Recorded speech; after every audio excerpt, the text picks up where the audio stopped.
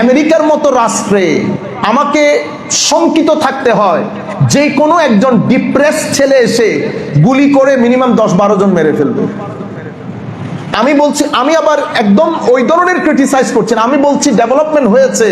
At the same time এই defective ওয়ার্ল্ডের ডিফেক্টগুলো যদি আমরা তুলে না ধরি তাহলে তো রিয়ালিটিটা সামনে আসবে না। অনেক রিসার্চ হয়েছে, কিন্তু রিসার্চের ভিতরে, ডেভেলপমেন্টের ভিতরে আমাদের সমাজের মধ্যে পচন যেটা ধরেছে সেটা থেকে বের হয়ে আসার কোনো উপায় নাই। যেমন বিয়ে প্রথা, আমাদের বাংলাদেশে এখন বিয়ে প্রথা বন্ধের দিকে। আপনারা লিখে রাখেন, আগামী 10 বছর পরে আমার ছেলে মেয়েরা বিয়ে করতে চাইবে না, কারণ বিয়ে তাদের কাছে একটু জটিল মনে হবে। তাদের কাছে ইজি লাইফ হচ্ছে লেখাপড়া করেছি, জব করব, বাস আমি থাকবো আমার মতো করে, কেউ আমাকে বলবে না সকালে উঠতে, কেউ ডিসিপ্লিন শেখাতে আসবে না, কারণ তার কাছে লাইফের একটা ডেফিনিশন আছে। সেই ডেফিনিশনটা স্কুল থেকে শিখেছে, কলেজ থেকে শিখেছে, বন্ধু বান্ধব থেকে শিখেছে, ইন্টারন্যাশনাল ওয়ার্ল্ড থেকে শিখেছে, পরিবেশ থেকে শিখেছে। সে অন্য জায়গা, অন্য অ্যাঙ্গেল থেকে লাইফটাকে দেখে নাই। প্রত্যেক জায়গার মধ্যে, প্রত্যেক জিনিসে দুইটা অ্যাঙ্গেল থাকে। যেমন আমি আমার গাছ টাছ কেটে আমার পার্কিং করছি, তো আমার পার্কিং লাগবে, একজন বলছে হ্যাঁ ভেরি গুড, আপনি ভালো কাজ করেছেন, কিন্তু আরেকজন বলছে গাছটাই কেটে ফেললেন, গাছটা কিন্তু আপনার জন্য অনেক উপকারী। তাহলে প্রত্যেক মানুষের looking at the things from different perspective, এটা এই আন্দাজে ইন্টারপ্রিটেশন হয়। তাহলে বিয়ে প্রথা বন্ধ হয়ে গেলে কি হবে? ঠিক যেটা আমেরিকাতে হচ্ছে, ইংল্যান্ডে হচ্ছে সেটা হবে। আপনাকে সমাজ অশ্লীলতার দিকে যাবে, অশ্লীল সমাজ অস্থির হবে, অস্থিরতা আপনাকে ডিপ্রেশনের দিকে নিয়ে যাবে, ডিপ্রেশন আপনাকে অ্যাংজাইটি, অতঃপর আপনি একটা বিষ বাষ্পপূর্ণ সমাজ। যাই হোক, তো লুকমান হাকিম যিনি, উনি কোনো বড় ইন্টেলেকচুয়াল ছিলেন না, সিম্পল ছাগল চড়াতেন। কেউ কেউ বলেছেন হযরত আইয়ুব আলাইহিস সালামের ভাগিনা ছিল, কেউ কেউ বলেছেন, যেটাই হোক পরিচিতি, কিন্তু কোরআনে পাকের মধ্যে একটা সূরার নামকরণ করা হয়েছে একজন ইন্টেলেকচুয়ালের নামে। আমরা যতটুকু ক্লাসিক্যাল সায়েন্স থেকে জানতে পারি, হি ওয়াজ নট এ প্রফেট। আমরা উনাকে সম্মান দেওয়ার জন্য বলি আল্লাহর বলি, but he was not a prophet. কিন্তু ইন্টেলেকচুয়াল ওই স্কিলটাকে আল্লাহ এতটুকুন গুরুত্ব দিয়েছেন, কোরআনের একটা সূরার নামকরণ করা হয়েছে। আচ্ছা, আমরা যে বলছি যে উনি প্রফেট ছিলেন না, এটা আমরা মেজরিটি ওপিনিয়নের উপর বেস করে বলছি। অনেক কেউ কেউ বলেছেন নবী ছিলেন, কিন্তু মেজরিটি স্কলার বলেছেন হি ওয়াজ নট এ প্রফেট। তো ওনার এক বন্ধু ওনার ঘরের পাশ দিয়ে যাচ্ছিলেন, দেখছেন ওনার ঘরে অনেক রতি মহারতি, কেউ সরকারের অ্যাডভাইজার, কেউ চিফ মিনিস্টার, সবাই জিজ্ঞেস করছিল আপনারা এখানে কেন দাঁড়িয়ে? তো একটু পরামর্শের জন্য। তো উনি ঘরের মধ্যে বসা, এক একজন আসেন, পরামর্শ দিচ্ছেন, চতুর্মুখী ছড়িয়ে পড়েছে যে ভালো ইন্টেলেকচুয়াল। তো উনি অনেক কষ্ট করে পরে গিয়ে ঢুকলেন, তুমি লুকমান না? তো হ্যাঁ। তুমি না আমার সাথে ছাগল চড়াতে? জি। তাহলে তোমার এই অবস্থান হলো কেমনে? তো আমি অবস্থান বলতে আল্লাহ রাব্বুল আলামিন আমাকে একটা ইনসাইট দান করেছেন, আমি অনেক দূরের জিনিসকে দেখতে পাই। কিভাবে? তো কিভাবে সেটা বলতে পারবো না, তবে আমি তোমাকে কিছু জিনিস শেয়ার করতে পারবো। কি জিনিস? তো আমার 5 ফ্যাকাল্টি অফ সেন্সেসকে আমি কখনো নেগেটিভ ইউজ করি নাই, the first thing. The second thing হচ্ছে আমি কখনো সৃষ্টির বদনাম করি নাই। থার্ড থিং হচ্ছে আমি কখনো অপ্রয়োজনীয় বিষয়ে আমার সময় নষ্ট করি নাই। এটা কিন্তু ভেরি ইম্পর্টেন্ট, কারণ আমার কাছে সংক্ষিপ্ত সময়। আপনি বলছেন 60 বছর, আপনার কাছে কিন্তু 60 বছর নাই। 60 বছর আপনি 8 ঘন্টা ঘুমাইলে তো আপনার 60 বছরের মধ্যে 20 বছর তো ঘুমে চলে যাবে। You have only 40 years. এই 40 ইয়ার্সকে যদি অ্যানালাইসিস করেন, আপনার হাসি ঠাট্টার বয়স কিন্তু just 10 years. Once 10 years finished, your life is finished. আপনি পরবর্তীতে পৃথিবীকে হয় দিচ্ছেন নয় নিচ্ছেন, আর বাকিটা সময় দিচ্ছেনও না নিচ্ছেনও না, সেটা আপনার ঘুমের সময়। এখন আমরা তো প্রায় 8, 9, 10 ঘন্টা পর্যন্ত ঘুমাই। যদি 8 ঘন্টাও ঘুমাই তাহলে তো 20 বছর ঘুমে 60 বছরের জীবনে। তো 60 বছরের জীবনে যদি 20 বছর ঘুমে থাকি, বাকি আমার কাছে, হ্যাঁ ঘুম তো আমার অবশ্যই প্রয়োজন।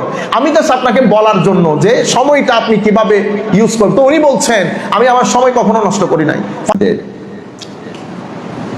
আমি আমার কথাবার্তাগুলো চেষ্টা করব, যেহেতু আমি from the perspective of Quran and Sunnah, and you people know that I belong to religious background. I'm not from secular background.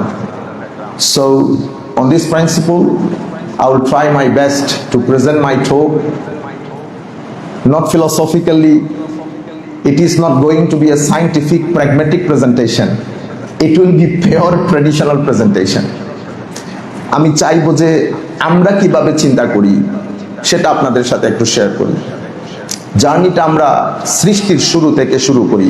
সময় খুব সংক্ষিপ্ত। আমি একটা আয়াত পড়েছি কোরআনে পাকে, এটা নবী করিম সাল্লাল্লাহু আলাইহি ওয়াসাল্লামের উপর ওহী নাজিল হওয়া যখন শুরু হয়েছে, তখন এটা আমার নবীর উপর প্রথম ওহী। This is the first revelation revealed to the holy prophet সাল্লাল্লাহু আলাইহি ওয়াসাল্লাম on behalf of Allah Almighty.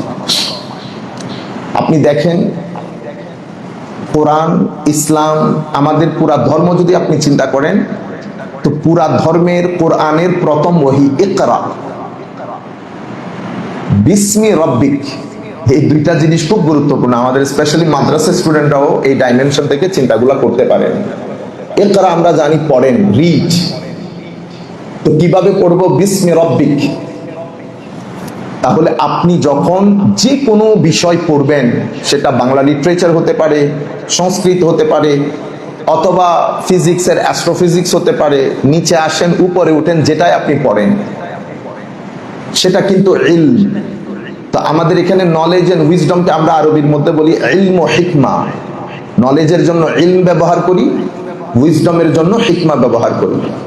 Sir হিকমাকে যেটা, তার আগে আমি এটা না বললে আনগ্রেটফুলনেস হবে। স্যারের বক্তব্য অসাধারণ বক্তব্য ছিল। আমার অনেক দিন পরে আমি একটা বক্তব্য শুনেছি। আমাদের বক্তব্য শোনার সুযোগ হয় না, আমাদের বক্তব্যের চেয়ে চিৎকার বেশি হয়। তো আজকে আল্লাহর দরবারে দোয়া করি, আল্লাহ রাব্বুল আলামিন স্যারের হায়াতকে দীর্ঘ করুন, ওনার সুখ সমৃদ্ধ জীবন দান করুন। It is amazing speech. ইনশাআল্লাহ ভবিষ্যতে আরো লেখাপড়া হবে, স্পিচ আরো সমৃদ্ধ হবে, এবং আমরা যদি সুযোগ পাই অবশ্যই আসব এই বক্তব্যগুলো শুনে নিজেকে সমৃদ্ধ করার জন্য। স্যারের প্রতি ধন্যবাদ জ্ঞাপন করছি। আমি আপনাদেরকে বলতে চাচ্ছিলাম যে কোনো বিষয় আমরা পড়ি, যে কোনো নলেজ, আমরা মাদ্রাসার যারা ছাত্র, আমরা মনে করি ইলম মানে শুধু কোরআন এবং সুন্নাহ। কিন্তু আল্লাহ রাব্বুল আলামিন যখন, এই যে আমাদের এখানে একটা প্রশ্ন উঠে, যেহেতু এটা আজকের সাবজেক্টের সাথে সরাসরি জড়িত না, সেহেতু আমি ওই দরজা খুলতে চাচ্ছি না। তবুও আমরা খুঁজে বেড়াই রিলিজিয়ান এবং সায়েন্সের মধ্যে কোনো কন্ট্রাডিকশন আছে কিনা। রিলিজিয়ান এবং সায়েন্সের মধ্যে কন্ট্রাডিকশন থাকতেই পারে না। রিলিজিয়নও এটা অ্যাফোর্ড করতে পারবে না, সায়েন্সও এটা অ্যাফোর্ড করতে পারবে না। কারণ কার আর কার অ্যাক্সিডেন্ট হবে, কারণ দুইটাই রাস্তায় চলে। কার আর প্লেন কখনো অ্যাক্সিডেন্ট হবে না, কারণ কারের চলাচল রাস্তায়, প্লেনের চলাচল উপরে। রিলিজিয়ান মেটাফিজিক্যাল, মানে আমার মৃত্যু পরবর্তী। যেমন আমি কিছু প্রশ্নের অবতারণা করি, তাহলে আমরা বুঝতে পারবো কোন প্রশ্ন অ্যাড্রেস করি। আমি কেন এখানে? কে আমাকে সৃষ্টি করেছে? যিনি সৃষ্টি করেছেন উনি কেন করলেন? উনি কোথায় থাকেন? ওনাকে কি আমি কখনো দেখতে পাবো না? দেখতে না পেলে উনি আমাকে সৃষ্টি করলেন কেন? আমি অন্য একজন মানুষের বোন বিয়ে করি, কিন্তু নিজের বোনকে নিজে কখনো বিয়ে করি না। আমার মা যেটা দুনিয়া থেকে চলে গেলেন, আমি কবরে শুয়ে দিলাম মাটির নিচে, আমার মায়ের সাথে কি আমার আর কখনো দেখা হবে না? আচ্ছা, আমি যদি আমার মাকে মমি করে আরো বছর 2 বছর রেখে দেই, আমি অন্তরের শীতলতা অনুভব করব। যিনি আমাকে সৃষ্টি করেছেন উনি কয়শো মাইল দূরে থাকেন। আমার পক্ষে কি কোনো গাড়ি ভাড়া করে ওখান পর্যন্ত যাওয়া সম্ভব? যদি সম্ভবই না হয় তো উনি বানালেন কেন? ভালো কি মন্দ কি? আমি কি ইচ্ছে করলে যে কোনো কোটিপতি মানুষকে হত্যা করে তার টাকা নিয়ে ফেলতে পারবো? যদি নিতে না পারি, কেন পারবো না? যদি নিষেধাজ্ঞা দেন, তাহলে আমার প্রশ্ন থাকবে, উনি কোটিপতি হলেন, আমি হতে পারলাম না কেন? পৃথিবী আমাদের পৃথিবীতে আপনি গাড়ি নিয়ে চলবেন, আমি রিক্সা নিয়েও চলতে পারবো না, এটা তো হতে পারে না। আমি আপনাকে গাড়িতে উঠতে দেব না। হয়তো কেউ আমাকে বলবেন না আপনাকে রিক্সায় চড়তে হবে, তখন আমার প্রশ্ন জাগবে, যিনি আমাকে বানিয়েছেন উনি আমাকে রিক্সার জন্য বানালেন কেন? পৃথিবীতে উনি যদি বানিয়েছেনই আমাকে, তাহলে পৃথিবীতে এত অরাজকতা কেন? পৃথিবীতে এত ভূমিকম্প কেন হবে? পৃথিবীতে সমুদ্রের পানি সমুদ্রে না থেকে লোকালয়ে কেন আসবে? বৃষ্টি ওনার পক্ষ থেকেই যদি আসেন, এবং বৃষ্টিকে যদি আমাদের ভাগ্য পরিবর্তনের জন্যই যদি উনি দান করেন, তাহলে এত বৃষ্টি অথবা অনাবৃষ্টি এগুলা কেন? এরকম হাজার প্রশ্ন আছে। ভালো এবং মন্দ আপনি কিভাবে ডিসাইড করবেন? এটার প্যারামিটার কি হবে? এরকম অনেক প্রশ্ন আছে যেই প্রশ্নের উত্তর আমাদের জানা নাই। আপনি হার্ভার্ডে যান, MIT-তে যান, ক্যামব্রিজ ইউনিভার্সিটিতে যান, অক্সফোর্ডে যান, সবাই আপনাকে কনফিউজ করবে ফিলোসফিক্যাল বড় বড় টার্ম বলে বলে, কিন্তু আপনার মানসিক যে শান্তি, প্রশান্তি, যেটাকে আমরা আরবির মধ্যে সুকুন বলি, পৃথিবীর মধ্যে হেডেক যেটা আছে ওইটার ওষুধ আছে, টুথেকের ওষুধ আছে, কিন্তু আমার যে সৌলেক, আমার অন্তরের যে ব্যথা, সেটার কোনো ওষুধ পৃথিবীবাসীর কাছে নেই। আমেরিকা অনেক উন্নত দেশ, ইংল্যান্ডও অনেক উন্নত দেশ, ওয়েস্টার্ন কান্ট্রি, আপনারা জানেন অটোমান এম্পায়ারের পতনের পরে পৃথিবীর সভ্যতার জ্ঞানের বলগুলো ওয়েস্টার্ন কান্ট্রিতে চলে যায়। এখন সভ্যতার বল নিয়ে খেলা করছেন ওয়েস্টার্ন কান্ট্রি। সায়েন্স, আর্টস এবং জ্ঞানের বিভিন্ন ডিসিপ্লিনের মধ্যে ম্যাগনিফিসেন্ট একটা ডেভেলপমেন্ট এসছে, সেটা আমাদের ওয়েস্টার্ন কান্ট্রির পক্ষ থেকে এসছে। কিন্তু আমি আমাদের ছাত্রছাত্রী ভাই বোনদেরকে বলবো, এটার মানে এই না যে ওয়েস্টার্ন কান্ট্রি সবকিছু করেছেন, না। পৃথিবীতে জ্ঞান অর্জনের জন্য যিনি ওই সিডটা বপন করেছেন, I have to be grateful to him. কেউ সিড বপন করেছেন, অর্থাৎ ফাউন্ডেশন রচনা করেছেন, কেউ এটা রিসার্চ করে এক্সটেনশন করেছেন, কেউ ইন্টারপ্রিটেশন করেছেন, ইলুসিডেশন করেছেন, এক্সপ্লিকেশন করেছেন, অথবা ইলাবোরেশন করেছেন। আমি যদি এটাকে এইজ অফ ইলাবোরেশন ধরি, এইজ অফ এক্সপ্লিকেশন ধরি, তাহলে তো একটা সময় আছে যেটাকে আপনি এইজ অফ ফাউন্ডেশন বলবেন। আপনার প্রজন্ম এসে আপনার দাদার করা বিল্ডিং এর মধ্যে 4 তলা 5 তলা অবশ্যই করেছে, I have to be grateful, but at the same time you have to bear in your mind, you have to keep in your mind that somebody laid the foundation and you have to be grateful to him. But unfortunately we always try to disregard, underestimate, or you can say avoid those person who laid the foundation. আমরা ফাউন্ডেশনটাকে ignore করতে চাই। Western world অনেক কিছু পৃথিবীকে দিয়েছেন, কিন্তু পৃথিবীর সবচেয়ে গুরুত্বপূর্ণ সম্পদটা আমাদের কাছ থেকে চলে গেছে, এটা সুকুন, প্রশান্তি। আমরা এই যে মুহূর্তে কথা বলছি, এই কথার মধ্যে ওয়েস্টার্ন কান্ট্রিতে কত ছেলে আত্মহত্যা করেছে তার কোনো ইয়ত্তা নাই, কিন্তু বাংলাদেশের কোনো ছেলে আত্মহত্যা করে না এই পর্যন্ত, করলেও করতে পারেন। ইদানিংকার লাস্ট 10 ইয়ার্সের রিসার্চ আমার কাছে আমার জানা নাই, তবে বাংলাদেশেও সুইসাইড রেট গত 10 ইয়ার্সে অনেক বেড়ে গেছে, ডিভোর্স রেট অনেক বেড়ে গেছে, ক্রাইম অনেক বেড়ে গেছে, ক্রাইমের বিভৎসতা অনেক বেড়ে গেছে। আমি এগুলো কিভাবে মূল্যায়ন করব? আমরা তো মনে করছি আমরা এখন এইজ অফ প্রোডাক্টিভিটিতে বসবাস করছি, যেভাবে ইকোনমিক্স আমাদেরকে শেখাচ্ছে। বাট আমাদেরকে সাইকিয়াট্রিস্ট যারা সাইকোলজি নিয়ে গবেষণা করে, ওনারা এটাকে নাম দিয়েছেন এইজ অফ অ্যাংজাইটি। যারা এইজ অফ প্রোডাক্টিভিটি বলছেন তাদেরও যুক্তি প্রমাণ আছে, যারা এইজ অফ অ্যাংজাইটি বলছেন তাদেরও যুক্তি প্রমাণ আছে, এবং এটা প্র্যাকটিক্যাল ডেমনস্ট্রেশন। প্রোডাক্টিভিটিও আমরা দেখছি, আনফরচুনেটলি অ্যাংজাইটিটা আমরা দেখতে পাচ্ছি না। আমেরিকা, ইংল্যান্ডের মধ্যে আমরা যেহেতু অনেকদিন ছিলাম, এই বিষয়গুলো আমাদের সন্তানদেরকে জানানো দরকার, আমাদের ভাই বোনদেরকে জানানো দরকার, যে আমরা বাইরের জিনিসটাকে বোধহয় খুব বেশি এনজয় করি, গাড়ি বাড়ি সবকিছু, but inside house the environment is absolutely not pleasant. ভিতরের আবহাওয়া অনেক বৈরী, এবং এটা এত বিভৎস আপনি কল্পনাও করতে পারবেন না যে কি পরিমাণ বিভৎসতার দিকে আমরা দিন দিন অতিবাহিত করছি। তাহলে সমস্যাটা কোন জায়গায়? এখান থেকে আমরা শুরু করি। আল্লাহ রাব্বুল আলামিন আমাদেরকে সৃষ্টি করলেন, as I told you, as I said to you, that it will be a pure traditional presentation. আল্লাহ রাব্বুল আলামিন আমাদের স্রষ্টা, এটাকে আপনি যেই নামই দেন, আমাদের কারণ, আসার পেছনে মূল কারণ যেটাই দেন, absolute reason, whatever you said, but আমরা মুসলমানরা এই কজটাকে আল্লাহ বলি। তো উনি যখন আমাদেরকে বানিয়েছেন, উনি আমাদের বানানোর আগে এই পৃথিবীটাকে একটা সিস্টেমের অধীনে করেছেন, এবং আমাদের সার্ভাইভালের জন্য যা কিছু প্রয়োজন আল্লাহ রাব্বুল আলামিন এখানে ব্যবস্থা করেছেন। আমাদের বডির জন্য ভিটামিন দরকার, প্রোটিন দরকার, ক্যালোরিজ দরকার। আমরা কিন্তু প্রত্যেকদিন এগুলো গ্রহণ করি। যেমন আমি আপেল খাচ্ছি, আমি কিন্তু আপেলের ভিতরে যে একটা ভিটামিন আছে আমরা কেউ কিন্তু দেখি নাই, বিশ্বাস করি। যিনি এই ভিটামিনের কথা বলেছেন উনিও কিন্তু দেখেন নাই, বিশ্বাস করেন। তবে ওনাদের বিশ্বাস এটা ইন্টেলেকচুয়াল ফেইথ, আমাদের মতো ট্রেডিশনাল ফেইথ না। But end of the day faith is faith. আপনি ফেইথের আগে যেই শব্দ দিয়ে এটাকে কোয়ালিফাই করেন, এটা কিন্তু end of the day faith. যেমন ল অফ গ্র্যাভিটেশন, এখানে একটা শক্তি কাজ করে, আমি বিশ্বাস করি শক্তি কাজ করে, আমি ফিল করি, কিন্তু এই শক্তিটা যিনি বলেছেন উনি কিন্তু কখনো দেখেন নাই। তো আমাদের বডির জন্য, সার্ভাইভালের জন্য যাহা কিছু প্রয়োজন আল্লাহ রাব্বুল আলামিন এই ভূখণ্ডের মধ্যে সৃষ্টি করেছেন। এবং কোরআনে পাকের জায়গায় জায়গায় উনি বলেছেন, বান্দা আমি কি তোমার জন্য বৃষ্টির ব্যবস্থা করি নাই? আমি কি পৃথিবীকে তোমার জন্য কার্পেটের মতো বিছিয়ে দেই নাই? আমি কি তোমার জন্য, তোমার শরীরের জন্য, সার্ভাইভালের জন্য যা কিছু প্রয়োজন, আমি কি পৃথিবীকে ওভাবে সাজাইনি? আমি কি সমুদ্র পাহাড় দিয়ে পৃথিবীকে সাজাইনি?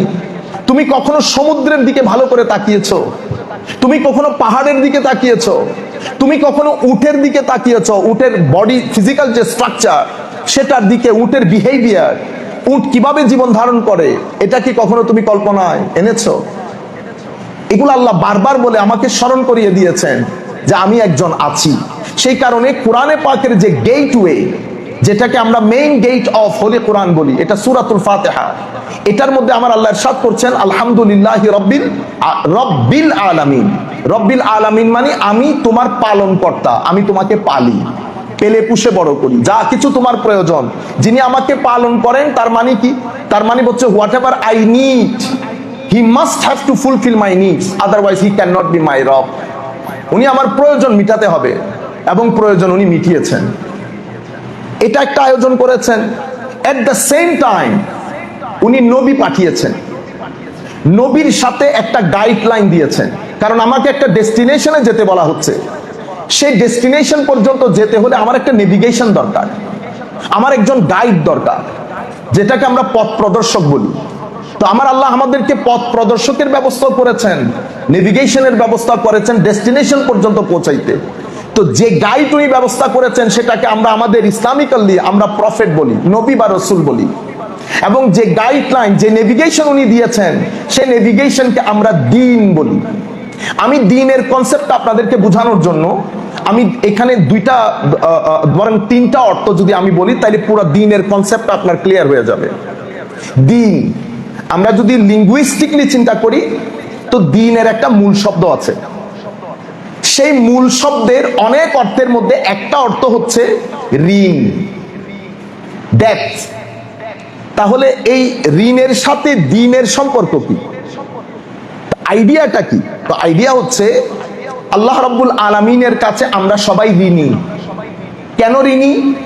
আপনি যদি শুধু নিজেকে দেখেন, আমাকে আল্লাহ কত দারুণ করে সাজিয়েছেন, চোখ দিয়ে, কান দিয়ে, 5 ফ্যাকাল্টি অফ সেন্সেস দিয়ে, যেটাকে আপনারা সেন্স অফ পারসেপশন বলেন, ওইটা দিয়ে, ব্রেইন দিয়ে, আমার এই যে ফিজিক্যাল ইন অ্যান্ড আউট যে স্ট্রাকচার, এটা যারা বায়োলজি পড়েন তারা তো প্রত্যেকদিন বলেন অ্যামেজিং, অ্যামেজিং ক্রিয়েশন।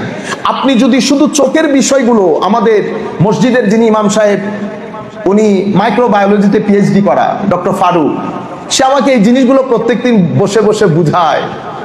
আমি চিন্তা করি যে আসল আলেমকে তুমি না আমি। মানুষ আমাদেরকে আলেম বলে, কিন্তু আমার দৃষ্টিতে সে আমার চেয়ে বড় আলেম, কারণ সে আমার সৃষ্টি তত্ত্ব সম্পর্কে আল্লাহর গ্রেটনেস সে যেভাবে ফিল করছে, আমি সেভাবে ফিল করতে পারছি না। আমি ফিল করছি শুধু এভাবে ট্র্যাডিশনালি। আপনি আমাকে বলছেন হুজুর এটা অনেক দারুণ একটা দুনিয়া, অনেক বড় একটা দুনিয়া, আমিও বলছি বড়, অ্যামেজিং, আমেরিকা মহাদেশ, ইন্ডিয়া, বিশাল বিশাল দেশ। আপনি আমাকে বলছেন হুজুর আপনার বড় বলা শেষ হলে আমাকে একটু বলিয়েন। আমি বললাম আমার শেষ, প্রশান্ত মহাসাগর, আটলান্টিক, সবকিছু বলার পরে আপনি আমাকে বলছেন হুজুর এইরকম পৃথিবী, লক্ষ লক্ষ পৃথিবী একটা সূর্যের মধ্যে আপনি ফিট করে দিতে পারবেন। আজীব বিষয় না? আবার আমি যখন ওয়াও বললাম, আপনি বললেন হুজুর এরকম লাখো সূর্য, মিল্কি ওয়েসের মধ্যে বিলিয়ন সূর্য আল্লাহ বানিয়েছেন বা কোন এক অস্তিত্বের মধ্যে আছে। এটা হচ্ছে আল্লাহর গ্রেটনেস। এই বিষয়টা, এই বিষয়ের এক্সপার্ট যেভাবে ফিল করবেন, আমি সেভাবে ফিল করব না। সেই কারণে আমরা যখন ইলম বলি, ইসলামিক ক্লাসিক্যাল সায়েন্সের মধ্যে যখন আমরা আলেম বলি, তো আলেম মানে শুধুমাত্র, আলেম মানে জ্ঞানী, ইলম মানে নলেজ, আলেম মানে নলেজেবল, স্কলার। স্কলার মানে শুধুমাত্র রিলিজিয়াস স্কলার না, স্কলার মানে হচ্ছে ফিজিক্স এবং মেটাফিজিক্স, দুই বিষয়ে যারা পারদর্শিতা অর্জন করে, ইলমকে ইলম দেনেওয়ালার সাথে কানেকশন রেখে জ্ঞান অর্জন করেছেন, তাদেরকে আমরা স্কলার বলি। এই জন্য ইকরা বিসমে রব্বিকা, আপনি যখন পড়বেন আপনার রবের নামে পড়বেন। ফিজিক্স পড়েন, কেমিস্ট্রি পড়েন, ম্যাথ পড়েন, তো যিনি আপনাকে ব্রেন দান করেছেন আপনি ওনাকে অ্যাভয়েড করে যদি জ্ঞানটা শিখেন, এটা এক সময় অহংকারের রূপ নিবে।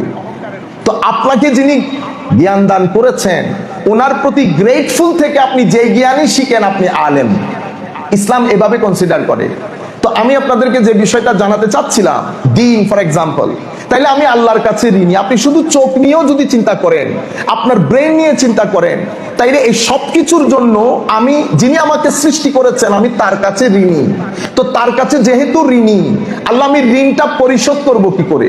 সেই কারণে উনি ঋণ পরিশোধ করার একটা দিবস রেখেছেন। সেই দিবসকে আমরা আপনারা বলি হিসাব দিবস, ইয়াউমুল হিসাব। হিসাবকে ইংলিশে বলে ম্যাথমেটিক্স, উর্দু বাংলাতে বলি অঙ্ক। তাহলে ইয়াউমুল হিসাব মানে অঙ্কের দিবস।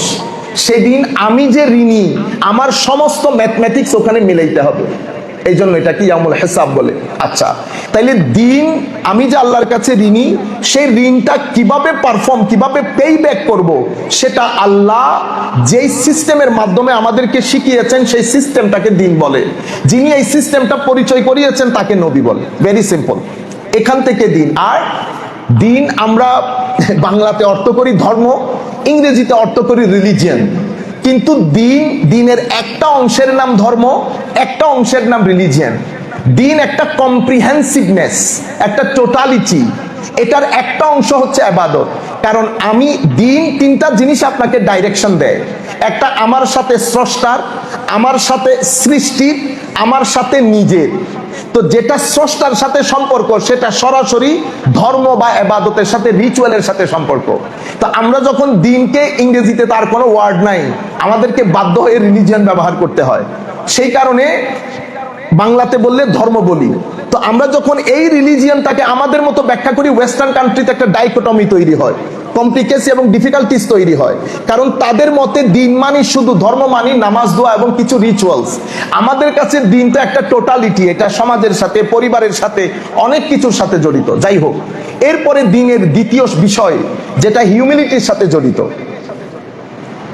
দিনের একটা অর্থ হচ্ছে টু ডিসিপ্লিন ইয়োরসেলফ, আপনার সেলফটাকে ডিসিপ্লিনড করা, শৃঙ্খলাবদ্ধ করা। কেন শৃঙ্খলাবদ্ধ করব? আমরা, আমাদের একটা বিষয় হচ্ছে ব্রেইনের, আরেকটা বিষয় হচ্ছে সোলের, যেটা স্যারও বলেছেন। আমরা জ্ঞান অর্জন করি, মানে আমাদের ক্লাসিক্যাল সায়েন্সের মধ্যে জ্ঞান অর্জনের দুইটা ধরন। একটা ধরন হচ্ছে কাসাবি, মানে যেটাকে আপনার অর্জন করতে হয়, you must have to achieve, acquire it. তাহলে অ্যাকোয়ারটা কিভাবে করবেন? আমাকে আল্লাহ 5 ফ্যাকাল্টি অফ সেন্সেস দিয়েছেন, পঞ্চ ইন্দ্রিয়। এই পঞ্চ ইন্দ্রিয় দিয়ে আমি জ্ঞান আহরণ করি। আরেকটা জ্ঞান আহরণের পদ্ধতি আছে যেটা সায়েন্স ব্যবহার করে, সেখানেও পঞ্চ ইন্দ্রিয়ের ব্যবহার। সেই কারণে আমি মেইনলি দুই ভাগে ভাগ করছি। একটা হচ্ছে 5 ফ্যাকাল্টি অফ সেন্সেস দিয়ে জ্ঞান অর্জন, আরেকটা জ্ঞান অর্জন হচ্ছে ওহির মাধ্যমে। কারণ আমাদের এখানে সাবজেক্ট ম্যাটার দুইটা, যে প্রশ্নগুলো আমি অবতারণা করেছি সেই প্রশ্নগুলো সহ আরো অসংখ্য প্রশ্ন, এবং মেটাফিজিক্স অর্থাৎ পৃথিবীর বাইরে আমি যখন মৃত্যুবরণ করে ফেলবো, এর পরবর্তীতে আরেকটা জীবন, সেই জীবন এবং যে প্রশ্নগুলো আমি মেনশন করেছি সেই প্রশ্নগুলো উত্তর আমাদের কাছে দুইটা সোর্স আছে, একটা ডিভাইন সোর্স আর একটা হচ্ছে faculty of senses from the human source. তাহলে এই দুই সোর্সে আমরা জ্ঞান অর্জন করি। প্রথম সোর্সের জ্ঞান অর্জনকে আপনি কোনোটাকে সায়েন্স বলছেন, কোনোটাকে ফিলসফি বলছেন, ইউ কাউন্টি, কোনোটাকে আমরা আমাদের আরবির মধ্যে উসুল বলছি। আমি আপনাদেরকে অনুরোধ করব, আপনারা যেমন ফ্রান্সের একজন বিখ্যাত আইনবিদ, আল্লাহুম্মা সাল্লি আলা ডক্টর অস্টরো, লন্ডন ইউনিভার্সিটির 100 বছর পূর্তি উপলক্ষে উনি 3 দিনের সেমিনারে বক্তব্য রেখেছেন। I am really grateful to him. সাধারণত ওয়েস্টার্ন স্কলাররা এই কাজ করেন না, উনি করেছেন। উনি 3 দিনের বক্তব্যের প্রথম দিন বলেছেন যে একটা হচ্ছে আইন, আর একটা হচ্ছে আইন কিভাবে তৈরি হবে। এই তৈরি হবে বিষয়টা জুরিসপ্রুডেন্সের মধ্যে মুসলিম আইনবিদরা যে কন্ট্রিবিউট করেছেন পৃথিবীতে খুব কম সংখ্যক লোক সেই কন্ট্রিবিউশন দিয়েছে।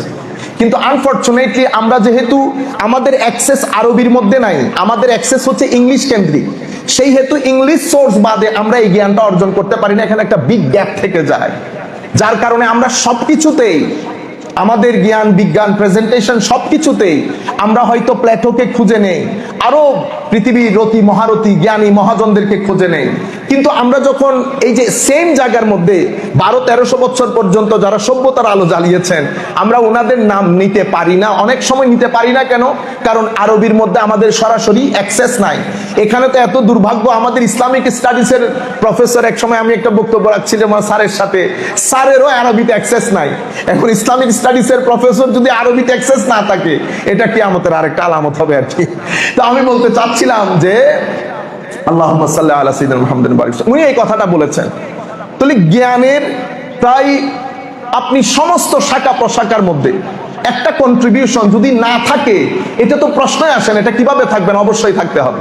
আমার সময় যেহেতু সংক্ষিপ্ত আমি আরেকটু বক্তব্যকে কনডেন্স করি, তাইলে আমি আবার ওই দ্বীনের জায়গার ভিতরে আসি।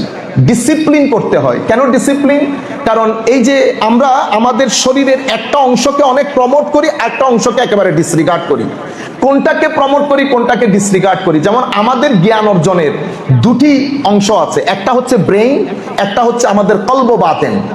ব্রেইনের জ্ঞান অর্জনের জন্য আমরা 5 ফ্যাকাল্টি অফ সেন্সেসকে ইউজ করি, শিক্ষকের কাছে যাই, বই পড়ি, এটা হচ্ছে ব্রেইনের জ্ঞান অর্জন।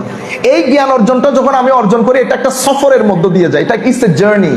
এই জার্নিটা শুরু হয় জাহাল থেকে। আরবির মধ্যে জাহাল মানে মূর্খতা। মূর্খতা মানে আপনি যে একেবারে মূর্খ, মানে একেবারে যে কোনো কিছু জানেন না তা না, আপনি অনেক কিছু জানেন, কিছু আছে ইনবিল্ট আপনার ভিতরে, এটা আপনার ভিতরে আছে। এই জন্য আমরা মাদ্রাসার যারা ছাত্র ওনারা বুঝবেন, আমরা জাহাল বাসীর জাহাল মুরাক্কাব বলি, মানে মূর্খতাকেও আমরা দুই ভাগে ভাগ করছি। তো এখান থেকে আমি যখন জার্নিটা শুরু করেছি এটা আমার এলমের জার্নি, আমি পৌঁছাবো ইলম পর্যন্ত। তাহলে এক এন্ডের মধ্যে জাহাল, এক এন্ডের মধ্যে ইলম। আমি জানি না অতঃপর আমি জানি, দুটি স্টেশন। এখন আপনারা এখান থেকে দারুণ কিছু উত্তর পেয়ে যাবেন। আমাদের মধ্যে এত ইন্টারপ্রিটেশন কেন আসে, এত কনফিউশন কেন তৈরি হয়? ঠিক 10 থেকে 15 বছর আগে এই কনফিউশন তৈরি হতো না, এই কনফিউশন আমরা কোনোদিন শিকার হতাম না। এখন কেন কনফিউশন হয় আপনারা বুঝতে পারবেন। জাহাল থেকে যখন আমি যাত্রাটা শুরু করেছি, আমি এলম শিখবো, তাইলে আমার মেইন হচ্ছে ব্রেইন। ব্রেইন ডিপেন্ড করছে 5 ফ্যাকাল্টি অফ সেন্সেস এর উপর, এটা ইন্টারডিপেন্ডেন্ট। মানে 5 ফ্যাকাল্টি অফ সেন্সেস ব্রেইন নির্ভর, ব্রেইন 5 ফ্যাকাল্টি অফ সেন্সেস নির্ভর। আপনি যদি আমাকে জিজ্ঞেস করেন এটা কোন কালার, আমি বলবো হলুদ কালার। কিন্তু আমি যদি চোখটা বন্ধ করে ফেলি, ব্রেইনকে যদি আমি জিজ্ঞেস করি, ব্রেইন বারবার জিজ্ঞেস করবে চোখকে, চোখ বন্ধ থাকলে ব্রেইন এটার উত্তর করতে পারবে না। এই ব্যাপারে ব্রেইন খামোশ। ব্রেইন চুপ থাকা মানে পৃথিবীতে কোনো কালার নাই সেরকম না, পৃথিবীতে কোনো কালার আছে, হয়তো আমার জানার সোর্সটা সেই পর্যন্ত রিচ আউট হচ্ছে না। তাইলে এই ইন্টারডিপেন্ডেন্ট দুটি ডিভাইস থেকে আমরা যে জ্ঞান অর্জন করছি সেটা শুরু হয় ইলুশন থেকে। তো জাহাল থেকে যাত্রা শুরু করেছি। ফর এক্সাম্পল আমি ফার্স্ট ইয়ারে ভর্তি হয়েছি দর্শনে, তা আমরা তো ইন্টারমিডিয়েটে ওইভাবে দর্শন পড়ি নাই। আমি যাত্রাটা শুরু করেছি, যখন যাত্রা শুরু করেছেন ওই স্টেশনের আমরা নামকরণ করি আল ওয়াহম, ওয়াও হা মিম। এটাকে ইংরেজির মধ্যে আপনারা ইলুশন বলেন অথবা ডেলুশন বলেন। আমি জানি না আমার প্রনাউন্সিয়েশন আপনারা কি আমেরিকান বা ইংলিশ প্রনাউন্সিয়েশন কোনটা হচ্ছে, আপনি জাস্ট ইলুশন ডেলুশনটা বুঝে নেন, প্রনাউন্সিয়েশনটা মাফ করে দিবেন। ইলুশন অথবা ডেলুশন, ইলুশন ডেলুশন মানে যদি আমি আপনাদেরকে একেবারে প্লেন ল্যাঙ্গুয়েজ, যেহেতু আমি শুরু থেকে বলেছি যে পিওর ট্র্যাডিশনাল প্রেজেন্টেশন, এটা হবে রাতের ঘুটঘুটে অন্ধকার থেকে 12টা, কিন্তু এটা যখন 5টা বেজে যায়, পাখির কিচিরমিচির আওয়াজ শুনেন আপনারা, তখন দেখবেন এই কিচিরমিচির আওয়াজ এবং মুরগের ডাক এটা আপনার ভিতরে একটা কনফিডেন্স দান করে যে এখন আর সেই আকারে ভয় নাই। তাইলে এই বিষয়গুলো আপনার থেকে ভয় দূরীকরণ করে দিচ্ছে, কিন্তু রাতের অন্ধকার রয়ে গেছে। মানে আপনি দর্শনের দুনিয়া এখনো ঢুকেন নাই, কিছু কিছু বইপত্র পড়েছেন, কিছু শিক্ষকের সঙ্গ লাভ করেছেন, এতটুকুনের মধ্যে আপনার ভিতরে একটা ইলুশন তৈরি হয়েছে, দর্শনের প্রতি দারুণ টান কিন্তু অন্ধকার। এরপরে আপনার শিক্ষক, লেখাপড়া, বন্ধু বান্ধবের সাথে গবেষণা, এগুলার দ্বিতীয় স্টেশনকে আমরা আরবির মধ্যে বলি আশাক, সন্দেহ। কিন্তু এই সন্দেহ আমাদের সন্দেহ না, এই সন্দেহ বড় একাডেমিক ডাউট। এটা থেকে জ্ঞান বিজ্ঞানের নতুন নতুন দরজা উন্মোচিত হয়। এই ডাউটে যখন আসেন, এটাকে আপনারা বলতে পারেন 5:30 থেকে 6টার সকাল, যেখানে 50% আলো 50% অন্ধকার। আলোর কারণে কিছুটা কনফিডেন্স ডেভেলপ করে, কিন্তু অন্ধকারের কারণে এখন আপনার ভিতরে ভীতি কাজ করে। আপনি ক্লিয়ার একটা রাস্তা আপনি পার্টিকুলারলি দেখতে পাচ্ছেন না এখন একটা, কিন্তু প্রথম যে স্টেশনের কনফিউশন সেটা দূরীভূত হয়ে গেছে। এরপরে আপনি জারি রাখছেন তৃতীয় স্টেজের নাম, তৃতীয় স্টেশনের নাম বলে আমরা আযান।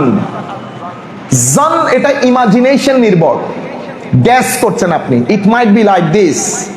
তো আপনি এই স্টেশনের মধ্যে আপনি মনে করতে পারেন 7টা আলো হয়ে গেছে, কিন্তু পৃথিবীর মানুষ ঘুম থেকে উঠে নাই। আপনার অনেক ধরনের ভয় অন্তর থেকে সরে গেছে, কিছু ভয় রয়ে গেছে। চতুর্থ স্টেশনকে আমরা বলি আল ইলম, নলেজ। এখন একেবারে 8টা-9টার আলো, পৃথিবীর মানুষ উঠে গেছে, একেবারে চতুর্দিকে আলো, আলোয় আলোকিত। এখন আপনি এলম পর্যায়ে এসেছেন। এলম পর্যায়ে আসার পরে আমি এখন কেস স্টাডি হিসেবে ইমাম গাজালিকে নিব।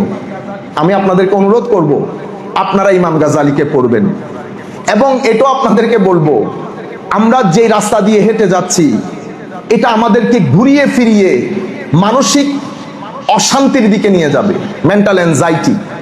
কেন নিয়ে যাবে? 5 ফ্যাকাল্টি অফ পৃথিবীতে 2 ধরনের এনার্জি কাজ করে, পজিটিভ নেগেটিভ।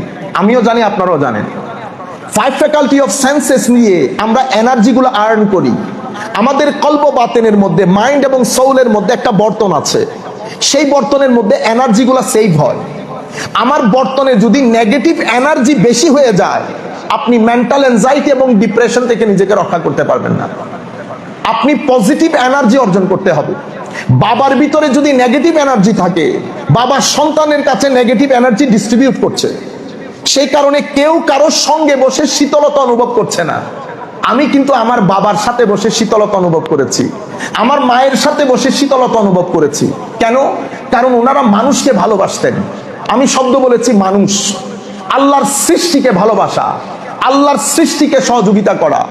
আপনি আল্লাহ রাব্বুল আলামিন বা আপনার স্রষ্টার নিকটবর্তী হওয়ার জন্য এবং পজিটিভ এনার্জি আর্ন করে আপনার ভিতরটাকে ডিজাইন করার জন্য অন্যতম একটা মাধ্যম হচ্ছে সৃষ্টির সেবা, সৃষ্টির মুখে হাসি ফোটানো। তো আমাদের মা বোনরা এই কাজটা করতেন, মানুষকে সহযোগিতা করা, সিম্পল তরকারি দিয়ে, লবণ দিয়ে, আলু দিয়ে সহযোগিতা করা। তাদের ভিতরে, তারা কিন্তু অনেক বড় দার্শনিক ছিলেন না, খুব ভালো ইংরেজি বাংলা জানতেন তা না, কিন্তু তারা মানুষ ছিলেন। মানুষ থাকার কারণে তারা অনেক এনার্জেটিক ছিলেন, পজিটিভ এনার্জি ছিল। তারা বসলে আলাদা একটা ভালো লাগতো। কিন্তু আমার সন্তানেরা সেই ভালো লাগাটা আমার থেকে পাচ্ছে না, কারণ আমি বাইরের দুনিয়াতে আমার 5 ফ্যাকাল্টি অফ সেন্সেস ইউজ করে আমি মোস্টলি নেগেটিভ এনার্জিগুলো আর্ন করি। ফেসবুকে একটা কমেন্ট করেছেন, আপনি চিন্তা করে দেখেন এটা পজিটিভ না নেগেটিভ। ফেসবুক, আমি যখন স্ক্রিনের মধ্যে আমার সময় অতিবাহিত করি, আমরাই ডিসাইড করি কলেজ ইউনিভার্সিটির স্টুডেন্ট হিসেবে যে আমরা কোন কাজে এই সময়গুলো ব্যয় করি। এই সমস্ত সময়গুলো আপনার ভিতরে যখন নেগেটিভ এনার্জি দিবে, এই নেগেটিভ এনার্জি আপনার ভিতরটাকে, সোলটাকে লক করে ফেলে। সোল যখন লকড হয়ে যায়, তখন আপনার ডেস্টিনেশন হচ্ছে ডিপ্রেশন। যেই কারণে আমেরিকা ডিপ্রেশন থেকে বাঁচতে পারে নাই, মেন্টাল অ্যাংজাইটি থেকে বাঁচতে পারে নাই। প্রতি বছর $1 বিলিয়ন খরচ করতে হয় ছেলেদেরকে ডিপ্রেশনের পিল খাওয়ানোর জন্য। কিন্তু ওয়ার্ল্ড হেলথ অর্গানাইজেশন, বিশ্ব স্বাস্থ্য সংস্থা, অনেক আগে, আই থিঙ্ক অ্যাবাউট 2014-এর দিকে আমাদেরকে অ্যালার্ট করেছেন যেন আমরা এই ব্যাপারে টেক কেয়ার করি। এখন মানুষ হিসেবে আমি কিন্তু শুধুমাত্র একটা ভালো জব করলাম, একটা চাকরি করলাম, যদি এই চিন্তা করেন তাহলে মানসিক শান্তি আসবে না। কারণ যেই 50,000 টাকা বেতনের আপনি চিন্তা করছেন, সেই 50,000 টাকা বেতন পাওয়ার 2 মাস পর আপনার ভিতর থেকে গ্রেটফুলনেস চলে যাবে। একই সাংবাদিক যদি আপনাকে জিজ্ঞেস করে আর ইউ হ্যাপি, আপনি বলবেন খরচ কুলায় আসতে পারছি না। কত হলে পারবেন? অ্যাবাউট 1 লাখ। একই সাংবাদিক 6 মাস পরে আপনাকে যদি জিজ্ঞেস করে যে আপনি হ্যাপি কিনা, আপনি বল, এটা রিসার্চ হয়েছে আমেরিকাতে। একই সাংবাদিক 5 মাস পরে ওই একই ব্যক্তি বলছেন আমি আসলে ম্যানেজ করতে পারছি না। কারণ কি, আপনার চাওয়া পাওয়ার কোনো শেষ নাই। শেষটা আপনার কল্প, আপনার সোলের মধ্যে আপনাকে লাগাতে হবে, নতুবা হিউমিলিটি আসবে না। আর হিউমিলিটি যদি না আসে, আপনি অস্থিরতায় পড়ে যাবেন। আর অস্থিরতায় যদি পড়ে যায়, অস্থিরতার মাধ্যমে অশ্লীলতা এবং সমাজের মধ্যে বিভিন্ন ধরনের অরাজকতা এগুলা তৈরি হবে, কারণ একটা আরেকটার সাথে কানেক্টেড। আমি আবার আমার মূল জায়গায় ফেরত যাই। পজিটিভ এনার্জি, আমাদের positive use of 5 faculty of senses, এটা আমাদের দরকার আমাদের কল্প সোলটাকে আনলক করার জন্য। যদি এটা লক হয়ে যায়, ডিপ্রেশনে যাবেন। যদি এটা আনলক করতে চান, তাহলে আমার পজিটিভ এনার্জি আর্ন করার বিষয়টা জানতে হবে, ভালো কিছু মানুষের সঙ্গে থাকতে হবে, মানুষকে সহযোগিতা করা। কারণ আমি 3টা জায়গার মাঝখানে দাঁড়িয়ে, আমার আল্লাহ, আমি নিজে এবং আমার সাথে আল্লাহর সৃষ্টি, এই 3টা জায়গার হক যদি আমি আদায় করতে না পারি, মানে গ্রেটফুল থাকতে না পারি, তাহলে আমি অটোমেটিক্যালি আমার ভিতর লক হয়ে যাবে। লক হলে ডিপ্রেশন এবং মানসিক অশান্তি আমাকে পেয়ে যাবে। তাইলে এই একটা নলেজ আমরা প্রথমে জাহাল থেকে শুরু করেছি, ওয়াহাম পর্যন্ত গিয়েছি। ওয়াহাম মানে ডিলুশন, ইলুশন, এরপরে ডাউট, শাক, এরপরে জান, ইমাজিনেশন, এরপরে ইলম, নলেজ। এখন ইমাম গাজালি রহমতুল্লাহ আলাইহি এতটুকুন পর্যন্ত পৌঁছেছেন, আল্লামা ইকবাল এতটুকুন পর্যন্ত পৌঁছেছেন। পৌঁছানোর পরেও ভিতরের যে স্থিরতা সেটা আসছে না। কেন? কারণ আমাদের ব্রেইনের ঠিক কতটুকুন অংশ আমরা ইউজ করতে পেরেছি এই পর্যন্ত। পৃথিবীতে সবচেয়ে চালাক মানুষ যদি আইনস্টাইনকে ধরা হয়, আপনি গবেষণা করে একটু দেখেন, হয়তো আমি যা বলবো তার চেয়ে একটু উঠানামা হবে, হয়তো 30%, হয়তো 35%। আইনস্টাইনের মতো ব্যক্তিও ব্রেইনকে প্রপারলি ইউজ করতে পারেন নাই। সেই কারণে ইমাম গাজালি রহমতুল্লাহ আলাইহি একটা অশান্তির মধ্যে পড়ে গেছেন। এটা আপনি বলতে পারেন মানসিক ইমব্যালেন্সমেন্ট মধ্যে পড়ে গেছেন। উনি চাচ্ছেন যে আরো কিছু আছে বোধহয়, কারণ ওনার আরো কিছু প্রশ্ন আছে। এই প্রশ্নটা আমি কোথায় খুঁজবো? এই প্রশ্নটা খোঁজার জন্য আল্লাহ রাব্বুল আলামিন নবী দিয়েছেন, আমাদেরকে কোরআন দান করেছেন। আপনি সিম্পলি প্রশ্ন করতে পারেন যে সবাই তো নিজেকে সত্য বলে, আমি কিভাবে বুঝবো কোনটা সত্য কোনটা মিথ্যা? আমি সিম্পলি আপনাকে বলবো, আপনার ব্যক্তি জীবনে যখন আপনি সত্য মিথ্যা তালাশ করেন, সেখানে তো আপনার একটা মেথোডোলজি আছে, সেখানে তো আপনার একটা সিস্টেম আছে। সেই সিস্টেমটা আপনি সব বই নিয়ে বসেন, কোনটা সত্য কোনটা মিথ্যা সেটা আপনার দায়িত্ব না। মিথ্যা বলার কাউকে দরকার নাই, প্রয়োজন নেই, কিন্তু আপনি সত্যটা খুঁজে বের করেন। আপনি কোরআন রাখেন, কোরআনের সাথে অন্য গ্রন্থগুলো রাখেন, এরপর আপনি নিজে পড়েন। কারণ আপনি দ্বীনের মেইন গ্রন্থ হচ্ছে কোরআন। আপনি কোরআন যাহা বলেছে দ্বীনের মধ্যে আমি তাহাকে বিশ্বাস করি। সুতরাং আপনি কোরআনকে গবেষণা করতে পারেন, অন্য কাউকে মিথ্যা বলার দরকার নাই, কিন্তু সত্যটা তালাশ করার অধিকার সকলের আছে। সেই সত্যটা যদি তালাশ করতে চান, তাহলে আপনি কোরআনের পথে আসেন। আপনি হয়তো বলতে পারেন যে এখানে অনেক ধরনের মত পার্থক্য আছে। আসলে কথাগুলো শুনতে অনেক খারাপ দেখায়, মত পার্থক্য।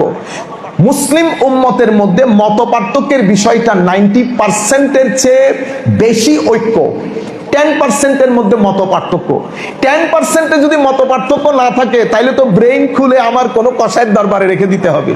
আমাকে আমার আল্লাহ ব্রেইন দান করেছেন আপনার সাথে ডিসএগ্রি করার জন্য, কিন্তু ডিসএগ্রিমেন্টটা মেথোডোলজিক্যাল হবে। তো আমাদের এখানে ডিসএগ্রিমেন্টটা মেথোডোলজিক্যাল হয় না, কারণ মরিচ আমাদের প্রিয় খাদ্য। আমরা ছোট থেকে যখন বড় হই, আমাদের একটা হচ্ছে ফিজিক্যাল গ্রোথ, একটা mental development, sentimental psychological development. এই দুই ডেভেলপমেন্টটা হয় একেবারে নেগেটিভ একটা এনভায়রনমেন্টের মধ্যে। আমরা ঘরে মিথ্যা বলি, আমরা ঘরে পরনিন্দা পরচর্চা করি, বাইরে যখন আসি আমাদের এখানে একটা এলিট ক্লাস সিস্টেম আছে। আমরা রিক্সা ড্রাইভারকে তুই করে বলতে স্বাচ্ছন্দ্য বোধ করি। আমরা আমাদের চেয়ে একটু যারা লো ক্লাসের লোক, যেহেতু ক্লাস আছে, লো ক্লাসের লোকগুলাকে আমরা এক ধরনের করে ডিল করি। আমাদের সমাজে একটু বড় ক্লাসের লোকগুলাকে আমরা আরেক ধরনের ডিল করি। টোটাল একটা নেগেটিভ পজিটিভ এনভায়রনমেন্টের মধ্যে আমাদের ডেভেলপমেন্টটা হয়, যার কারণে আমরা আমাদের যে ব্যালেন্স, আমাদের ভিতরে যে এটাকে কি বলে, মানে এফরাত না তফরিত না, একটা সিস্টেমেটিক এবং জাজড এবং ব্যালেন্সড একটা পার্সোনালিটি, সেটা আমাদের ভিতরে থাকে না। না রিলিজিয়াস পার্সনের ভিতরে, না যারা রিলিজিয়ান প্র্যাকটিস করে না, অথবা এই রিলিজিয়াস এডুকেশন নাই, সেই ব্যক্তিগুলো। আমরা সামগ্রিকভাবে এনভায়রনমেন্টের কারণে, কিন্তু আমাদের এই স্কলারগুলো, আমাদের এই একাডেমিশিয়াগুলো, আপনি যেমন আমার কিছুদিন বলতে বছর 1.5 বছরের চেয়ে বেশি হয়ে গেছে, আমার সৌদি আরবের এক অনেক বড় স্কলার, উনি আমাদেরকে যেভাবে আন্ডার এস্টিমেট করা হয় যে আমরা একটু নিচের, তো আমারও লেগেছে। আমি বলছি আমরা ফাইন্যান্সিয়ালি একটু দুর্বল আমি আপনাকে বলবো না, কারণ ইংল্যান্ড আমেরিকার মধ্যে, অথবা আপনার ঘর হচ্ছে 3 বেডের ঘর, 3টা বেডের ঘরের মধ্যে যদি আমি 60 জনকে রাখতে বলি, আপনি পারবেন ম্যানেজ করতে? তা আমাদের এই পুরো বাংলাদেশে হচ্ছে 2 কোটি মানুষের ঘর, সেখানে আমরা 20 কোটি মানুষ বসবাস করি। এটা একটা বড় বিষয়। আরেকটা বড় বিষয়, অনেক আরো বেশ কিছু রিজন আছে, কিন্তু আমি ওনাকে বললাম দেখেন ফাইনান্সিয়ালি আমরা হয়তো দুর্বল, আর বেশ কিছু ষড়যন্ত্রের শিকার, ব্রেইন ড্রেইনের একটা ষড়যন্ত্রের শিকার।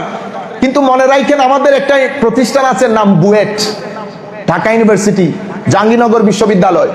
আমাদেরকে যদি 50 বছর একটা পজিটিভ এনভায়রনমেন্ট দেওয়া যায়, পজিটিভ 50 বছর, আমাদের রাজনীতিবিদ যারা, তারা যদি মনে করেন যে আমরা ইউনিভার্সিটিতে কোনো রাজনীতি চর্চা করব না, আমাদের যারা বড় লোক তারা যদি মনে করেন যে আমরা বছরে ইদার উদার পয়সা খরচ না করে, আমরা এক বড় লোক যদি মনে করেন যে 50 কোটি টাকা আমি জাহাঙ্গীরনগরকে দেব রিসার্চের জন্য, just we need 50 years to stand up next to Oxford, Cambridge, MIT and Harvard. আমাদের সর্বোচ্চ 50 বছর লাগবে। তো আমাদের ছেলেদেরকে বলছে আমরা আন্ডার এস্টিমেট করার কোনো সুযোগ নাই নিজেদেরকে। আমরা সব বিশ্ববিদ্যালয়ে মোটামুটি দেখা হয়েছে, প্রত্যেকটা বিশ্ববিদ্যালয়ে লিডিং ক্লাসের মধ্যে আমাদের ছেলেরা থাকেন, আমাদের প্রফেসররা থাকেন, সেটা বুয়েটের হোক, জাহাঙ্গীরনগর হোক, ঢাকা ইউনিভার্সিটি হোক, চুয়েট, কুয়েট, যে কোনো নামের হোক, সেই পরিমাণ মেধা আল্লাহ আমাদেরকে দান করেছেন। কিন্তু এই মেধার সাথে যদি আরেকটা জিনিস আমরা অ্যাড করতে পারি, পৃথিবীর জন্য আমরা মডেল হব। সে মডেলটা আমরা হতে পারছি না, না মেডিকেল সায়েন্সে, না আমাদের ইন্টেলেকচুয়াল লেভেলে। আপনি দেখবেন আমাদের এখানে হিউমিলিটির বড় অভাব। কেন? আমি সময় শেষের দিকে, যদিও আমি মাত্র 10 to 15% কভার করেছি, আমি ইমাম গাজালি রহমতুল্লাহ আলাইহি যে কথাগুলো বলেছেন, জ্ঞান মানুষকে অনেক উগ্র করে ফেলে প্রথম পর্যায়ে। ইমাম শাফিঈ বলছেন যে প্রথম পর্যায়ে আমি মনে করেছি আমি তো অনেক কিছু জানি, তো মাঝে মধ্যে মনে হতো যে আমার চেয়ে ভালো জাননেওয়ালা পৃথিবীতে আর কেউ নাই। এটা আমাকে এত বেশি অহংকারী করে তুলেছে।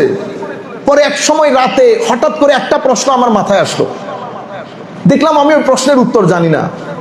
কেউ যেন আমাকে বলছে তুমি যাহা জানো, তাহা যাহা জানো না তার চেয়ে একেবারে সামান্য। তো উনি বলছেন যে আমি যাহা জানি তা পুকুরের কয়েক বিন্দু পানি, আর যাহা জানি না তাহা মহাসমুদ্র। এই যে আপনি কয়েক বিন্দু পানি, মহাসমুদ্র জানি না, এই যে সফরটা, এই সফরটার জন্য আরেকটা জ্ঞান অর্জন আছে।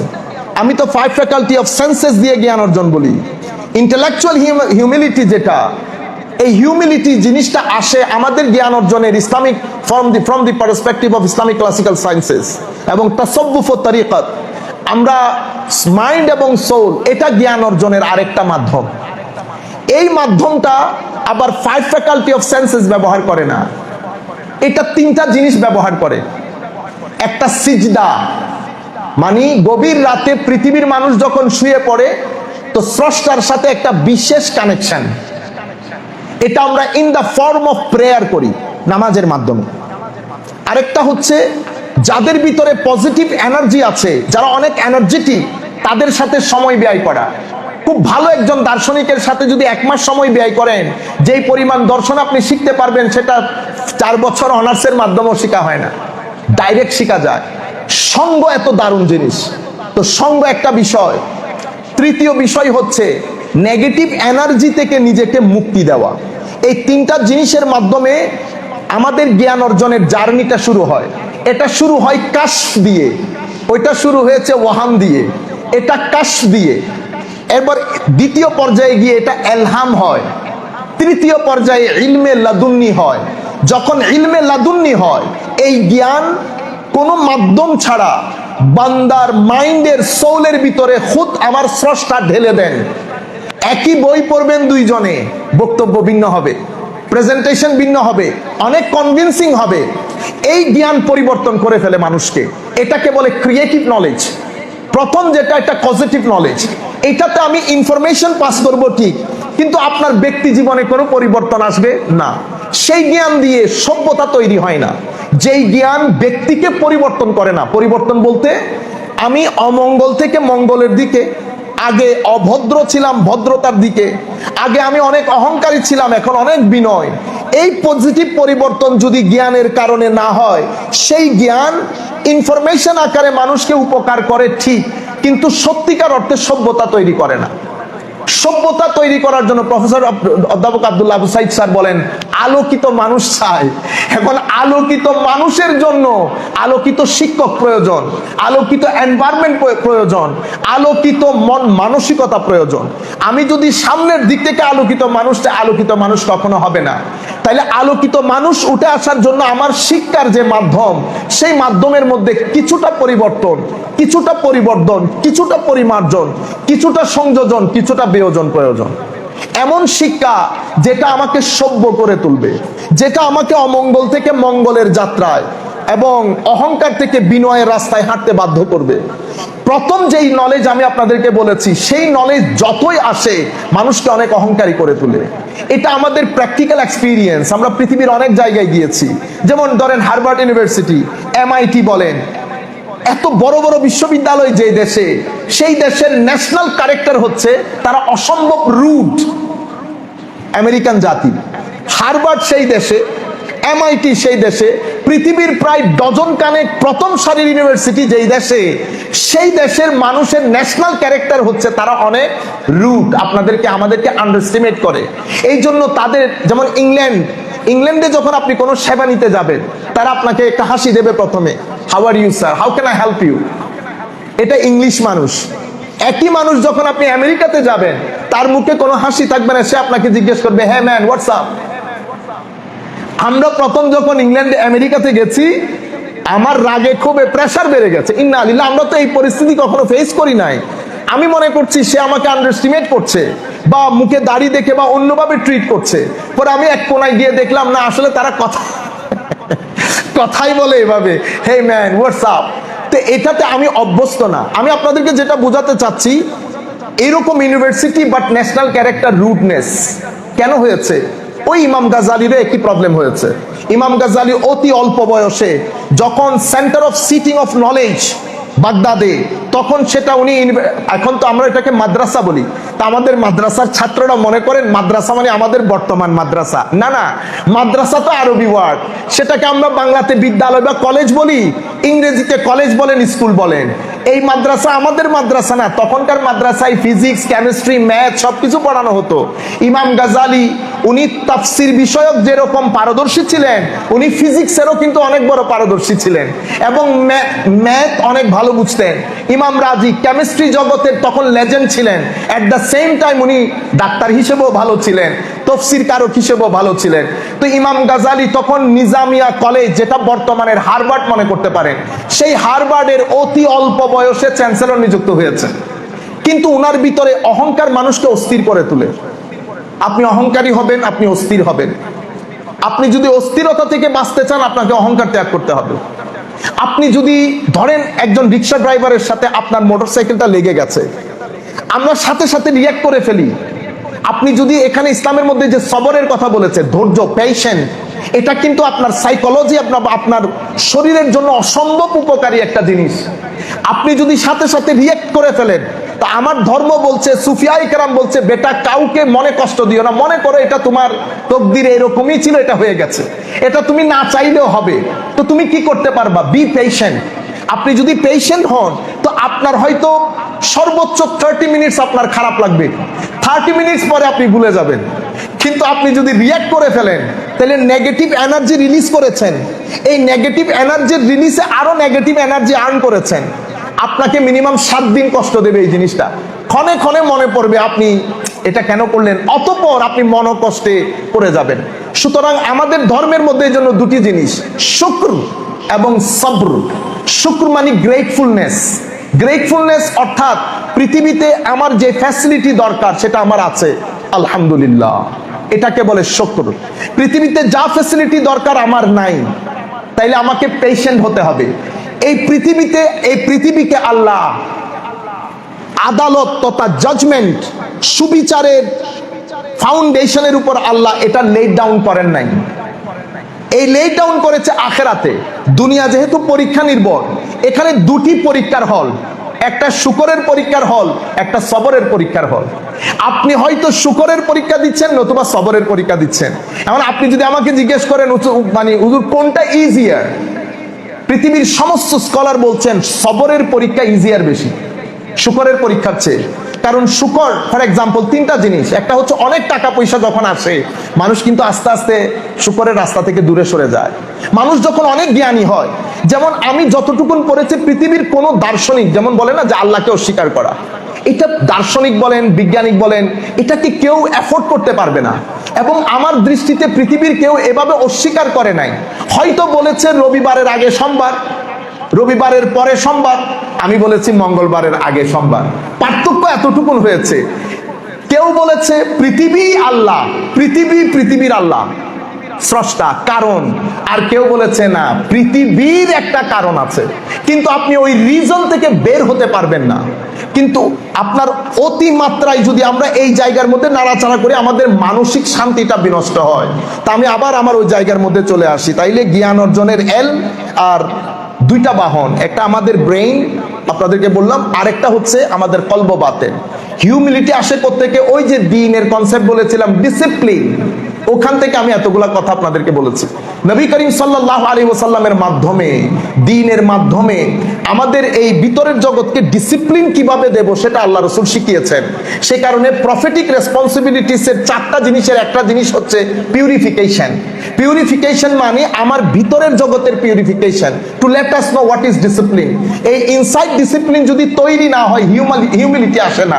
তাইলে ডিসিপ্লিন কিভাবে করব? কিছু জিনিস বের করব, কিছু জিনিস ইনস্টল করব। তো এটা কোন তরিকাতে করব? এটা যেই তরিকাতে এই ঘটনাটা ঘটে, একটা আপলোড করবেন, ডাউনলোড করবেন, আর একটা বাদ দিবেন, একটা লোড করবেন, একটা আনলোড করবেন। এই লোডিং আনলোডিং প্রসেস যারা আমাদেরকে শিখান তাদেরকে আমরা সুফি বলি। এই সিস্টেমটাকে আমরা তরিকত এবং তাসাব্বুফ বলি। কিছু জিনিস বের করতে হয়, কিছু জিনিস ঢুকাতে হয়, এবং এটার জন্য পবিত্রতা একটা গুরুত্বপূর্ণ জিনিস, এবং এটার জন্য আদালত একটা গুরুত্বপূর্ণ জিনিস। পবিত্রতা বলতে একটা হচ্ছে আমাদের শরীরের পবিত্রতা, আরেকটা হচ্ছে আমাদের পঞ্চ ইন্দ্রিয়ের পবিত্রতা, আরেকটা হচ্ছে আমাদের মনের পবিত্রতা, আরেকটা হচ্ছে আমাদের মনের ভিতরে আরেকটা মন আছে। এটা খুব উঁচু পর্যায়ের যারা লোক, যারা দর্শন লিখেন, যাদের বই পড়ে আমরা দার্শনিক হই, এটা তাদের জন্য। তো ইমাম গাজালি রহমতুল্লাহ আলাইহি এই 4 স্টেজের পিউরিফিকেশনের কথা বলেছেন, এই হিউমিলিটিটা আমাদের ভিতরে ডেভেলপ করার জন্য, এবং ওইটা আসেও এটার পরে। সেই কারণে আমাদের এখানে ধরেন আমি শরীয়ত শিখেছি, তো শরীয়তটা আমি কেন শিখলাম? আমার তবিয়ত পরিবর্তনের জন্য। তবিয়ত পরিবর্তন বলতে অভদ্রতা ভদ্রতা হবে, এই পরিবর্তন। আমি শরীয়ত শিখার পরে যদি তবিয়ত পরিবর্তন না হয় তাইলে শরীয়ত আমার, যেমন আমি নামাজ পড়লাম পাঞ্জে গানা খুব সুন্দর করে, কিন্তু আমার মুখের ব্যবহার ঠিক হলো না, আমার চোখের ব্যবহার পজিটিভ হলো না, তাইলে আমার নামাজ তো, আমার নবী বলেছেন লা সালাতা লাহু, তাইলে তোমার কোনো নামাজ নেই, অর্থাৎ নামাজের পরিপূর্ণতা নাই। তো নামাজের পরিপূর্ণতা কখন আসে? যখন নামাজ আমার এই জায়গাগুলোকে পজিটিভলি চেঞ্জ করে। তাইলে একটা হচ্ছে শরীয়ত, একটা হচ্ছে তবিয়ত। তবিয়ত মানে state of my mind, it has to be change after the application of sharia. এখন আপনি keep applying sharia but there is no change in your state of mind, তাইলে শরীয়তের অ্যাপ্লিকেশনের মধ্যে কোনো উপকার হলো না। তো যেই জিনিসের মাধ্যমে তবিয়তের মধ্যে পরিবর্তন হয় সেটাকে আমরা তরিকত এবং তাসাব্বুফ বলি। আর এটার যাত্রাটা শুরু হয় আদালত দিয়ে। আদালত বলতে আমার আল্লাহ কোরআন শরীফের মধ্যে চমৎকার করে বলেছেন, ইন্নাল্লাহা ইয়া'মুরু বিল আদলি ওয়াল ইহসান ওয়া ইতাই যিল কুরবা ওয়া ইয়ানহা আনিল ফাহশাই ওয়াল মুনকার। আদল, আল্লাহ হুকুম দিচ্ছেন আদালতের। একটা আদালত আমি নিজের সাথে নিজে করব, আরেকটা আদালত আল্লাহর সাথে, আরেকটা আদালত সৃষ্টির সাথে। সৃষ্টির সাথে আমার পরিবার আছে, আমার আত্মীয় স্বজন আছে, পাড়া প্রতিবেশী আছে, তাদের সাথে আমার বিহেভিয়ার, আল্লাহর সাথে আমার বিহেভিয়ার, আমার নিজের সাথে নিজের বিহেভিয়ার। এই আদালতটা কিভাবে প্রতিষ্ঠা করব সেটা যিনি শিক্ষা দিয়েছেন তিনি নবী, যার মাধ্যমে শিক্ষা দিয়েছেন সেটা দ্বীন। সে কারণে দ্বীনের একটা অর্থ হচ্ছে এই ডিসিপ্লিন ইয়োরসেলফ, এভাবে আমরা ডিসিপ্লিনটা মেনটেন করি। দ্বীনের থার্ড যে মিনিং, যেটাকে বলা হয় যে রেইন, যেটা বারবার আসে, rain it comes one after another, again and again. তাইলে এটার সাথে দ্বীনের সম্পর্ক কি? তো দ্বীন এমন একটা বৃষ্টির নাম, যেটা বিভিন্ন নবীর মাধ্যমে সময়ে সময়ে বারবার এসেছে। নবী করিম সাল্লাল্লাহু আলাইহি ওয়াসাল্লামের পরে আমার নবীর যারা উম্মতের স্কলার, তাদের মাধ্যমে এই দিন এসে আজকের পর্যন্ত পৌঁছেছে রেইন আকারে। রেইন কি করে? রেইন আমাদেরকে শীতল করে। দিন শীতলতার বিষয়, এখানে উগ্রতার কোনো স্থান নাই, এখানে ঘৃণার কোন স্থান নাই। এটা মহাব্বতের জায়গা। আপনি ইচ্ছে করলে গ্রহণ করবেন, আপনি ইচ্ছে করলে গ্রহণ করবেন না। আমার আল্লাহ যখন আমার নবীকে অ্যাপ্রিসিয়েট করছেন, তো কোরআনে পাকের মধ্যে চমৎকার করে আমার নবীর পুরো পার্সোনালিটির একটা এমবডিমেন্ট তুলে ধরেছেন। ফাবিমা রাহমাতিন মিনাল্লাহি লিনতা লাহুম ওয়ালাউ কুনতা ফাজ্জান গালিজাল কলবি লানফাদ্দু মিন হাওলিক। আমার আল্লাহ বলছেন, আপনি মানুষ হিসেবে অসম্ভব সফট, নম্র। যদি আপনি একটু কর্কশ টাইপের হতেন তো মানুষ আপনার আশপাশ থেকে সরে যেত। এই জায়গাটা আসে, এই হিউম্যানিটিটা আসে আমার নবীর ওই তাসকিয়ার সমুদ্র থেকে। আর তাসকিয়ার সমুদ্র আমাদের পর্যন্ত যারা পৌঁছেছেন তাদেরকে আমরা বলি বুজুর্গ তরিকত এবং তাসাউফ বলি। আমরা কি সময়, হ্যাঁ আচ্ছা, বলতে পারলে এটা অনেক কথা, আমি তো শুরু করি না এখনো। একটু দরুদ শরীফ পড়ি আমরা। এলমটা আমাদের ধর্মের মধ্যে এত বেশি গুরুত্ব আরোপ করা হয়েছে জ্ঞানের, কারণ পৃথিবীতে দুটি চাকা সভ্যতার, একটা ইলম আর একটা চরিত্র। এই দুই জিনিস যদি আমরা একসাথে দাঁড় করাতে না পারি, পৃথিবীতে সভ্যতা তৈরি হয় না। এই জন্য আমার নবী শুরুর দিকটাকে, এলমকে এত বেশি মর্যাদাপূর্ণ করেছেন। তাহলে এলম কি? কোনো জিনিসকে জানার নাম, একটা এক্সপিরিয়েন্স। আর হিকমা কি? তা আমি রিলিজিয়াসলি স্পিকিং, স্যার যেটা বলেছেন এটা ফিলোসফিক্যালি, আর আমাদের রিলিজিয়াসলি হচ্ছে হেকমতের অনেক সংজ্ঞার মধ্যে আমরা যদি আরবির মধ্যে একটা দুইটা সংজ্ঞা বলি, তাহলে আমার মনে হয় এই আমাদের বুঝতে আমাদের জন্য সুবিধা হবে। আল্লাহুম্মা সাল্লি আলা সাইয়্যিদিনা মুহাম্মাদিন ওয়া বারিক ওয়াসাল্লিম। বলা হচ্ছে ওয়াকালা আবু ইসমাঈল আল হারাবি মানাজিলুস সাইরিন, আমাদের তরিকত এবং তাসাউফের মধ্যে প্রথম যুগে লেখা একটা অসাধারণ বই। সে বইয়ের মধ্যে উনি লিখছেন, ইমাম আবু ইসমাঈল আল হারাবি, আল হিকমাতু ইসমুন লি ইহকামে ওয়াদঈ শাইই ফি মাওদিহি। আমি যদি আপনাদেরকে সময় না করে এক বাক্যে সমস্ত হেকমতের ডেফিনিশন গুলাকে এক বাক্যে বলি, তো ওনারা হেকমতটাকে এভাবে ডিফাইন করেছেন যে যেই জিনিস যেই সময়ে যেই জায়গায় যেভাবে রাখা দরকার, সেই জিনিস সেই সময়ে সেই জায়গায় সেভাবে রাখার নাম হিকমত। সত্য বলা সওয়াবের কাজ, এটা জানাটা ইলম। সত্য কোন সময় কোন জায়গায় কতটুকুন বললে মানুষ উপকৃত হবে, সেটা জানার নাম হিকমা। হযরতে লুকমান হাকিম, হযরতে লুকমান, ওনার নামই হাকিম। তাইলে আপনি ইন্টেলেকচুয়াল হিউমিলিটিটা আমরা পেয়ে যাব। এটা আমাদের আখেরি কথা হবে। আমি চাইতেছি না অনেক লম্বা করে, আমাদেরও চট্টগ্রাম যেতে হবে। খুব ভালো হতো 3-4 ঘন্টা ভালো করে কথা বলতে পারতাম, কারণ আমরা হচ্ছে ছাত্র, আপনারাও ছাত্র, একই পরিবারের ভাই বোন মিলে কথা বলছি। শিক্ষক হলে অনেক চিন্তা থাকতো, আপনাদেরকে কিছু শিখাতে পারতেছি কি পারতেছি না, এটা একটা টেনশনের কাজ। এখন আমার তো কোনো টেনশন নাই, আমার হচ্ছে আমি বলতেছি আপনারা শুনেন, অতঃপর যদি আপনারা কিছু বলতে চান আমরা শুনবো। কিন্তু আমরা খুব সামান্য অতি সাধারণ একজন ছাত্র। দোয়া করবেন আল্লাহ যেন আমাদেরকে ছাত্র হিসেবে রেখে দুনিয়া থেকে উঠিয়ে নেন। কেন জানেন? ছাত্র থাকাটা আমাদের ইসলামিক ক্লাসিক্যাল সায়েন্সের মধ্যে একটা ব্লেসিং।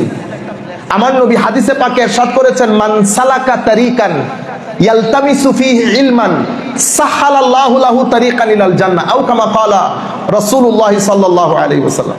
তো যেই ব্যক্তি জ্ঞান অন্বেষণের পথে হাঁটলো, সেই ব্যক্তির জন্য আল্লাহ জান্নাতের রাস্তাটা সহজ করে দেন। মনে রাখবেন, আমাদের এই ধর্ম কবর কেন্দ্রিক না। যেই ব্যক্তির জন্য আল্লাহ জান্নাত রেখেছেন, সেই ব্যক্তির দুনিয়ার জীবন অনেক শীতল হয়। সেই ব্যক্তির সংস্পর্শে বসলে মানুষ উপকৃত হয়। আমাদেরকে শেখানো হয়েছে ধর্ম করতে হবে কবরের জন্য না, ধর্ম আপনার দুনিয়ার জীবনে। আমি গ্যারান্টিড আপনাকে, কারণ আমি সমাজ দেখেছি।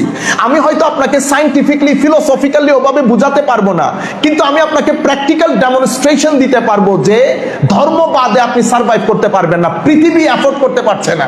পৃথিবী এখন পরন্তির দিকে।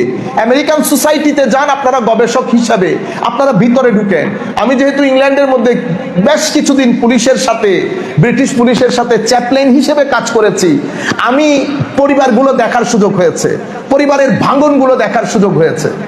এই ভাঙনগুলো এত জটিল এবং কঠিন, এখানে ধর্ম বাদে আপনার কাছে অন্য কোনো আর অপশন বাকি নাই, এবং ইন্টারন্যাশনাল ওয়ার্ল্ডের কাছে অন্য কোনো অপশনও নাই।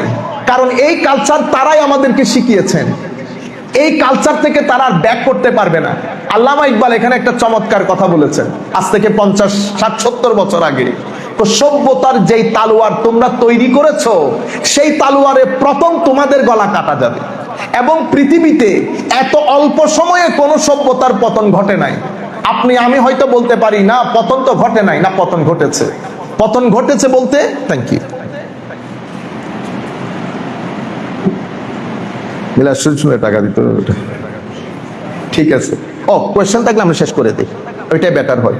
2A হোক, তাহলে আমরাও কিছু জানতে পারলাম। জি, আচ্ছা,